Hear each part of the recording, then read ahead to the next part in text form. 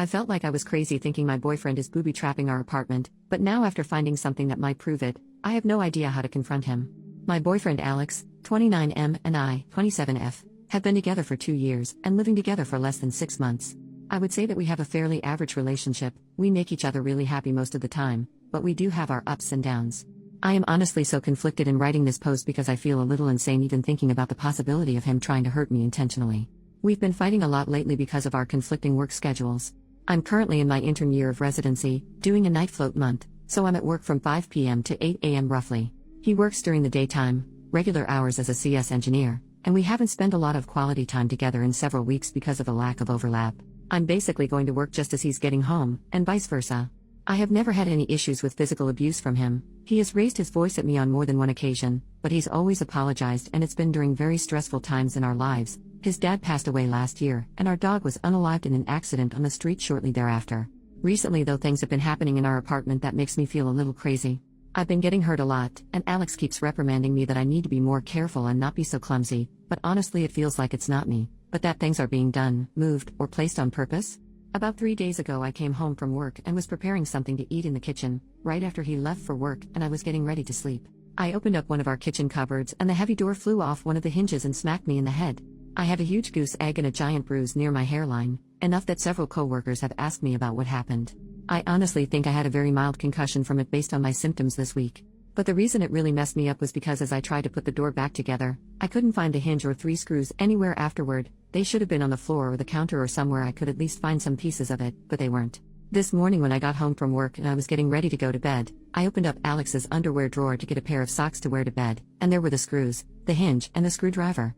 Last week I got up in the middle of my sleep schedule to use the bathroom, and I slammed my shin into the edge of our bed. There was always enough room for me to shimmy by, but later on, when I looked at the bed and my leg, there were carpet marks like the bed had been shifted about 12 inches towards the wall, making my space much smaller. I honestly feel insane even thinking about bringing this up with him, but I don't know what to do. Top comments. Commenter, judging in my 10 years with a narcissistic psycho, you're not crazy. Start writing these incidents down, take pictures, etc. and keep it all logged somewhere he doesn't have access, your phone, in case it escalates. Having proof will mean a huge difference if you ever end up having to go to the cops.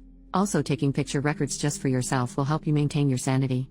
Upload them to a secure, hidden cloud account your programmer boyfriend doesn't know about. Frankly, he sounds like a freaking psycho from what you've written here. I could never forgive someone for hurting me like that. Sure, he didn't punch you, but is it really that different? I mean, he wanted a giant heavy piece of wood to fall on your face. Commenter number 2, there is no good reason for those hinges and screws to be in his underwear drawer. Nor for moving the bed. Something is decidedly wrong here.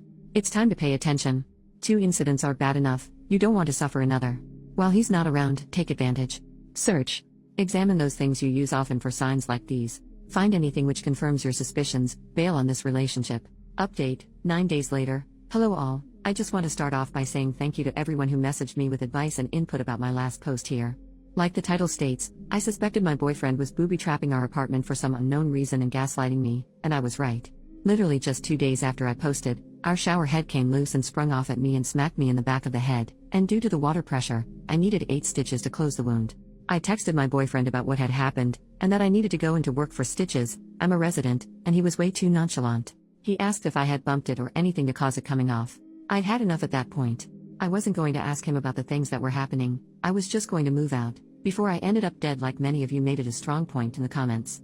I made a plan that on Thursday I would have a friend come over as soon as Alex left the apartment to help me pack my things and leave. I was worried about any potential cameras he may have hidden after reading your comments, so I took someone's advice and flipped the breaker and turned off the power in our apartment. Well, about 3 hours into packing up, Alex came home. In the 6 months that we've lived together, I swear he has never once come home for lunch, so there must have been a camera planted somewhere with an external power source. He doesn't even pretend to waltz through the door. He bursts open and gets furious and asks what the hell we are doing. Not sad, not confused, straight up angry. That was the only sign I needed.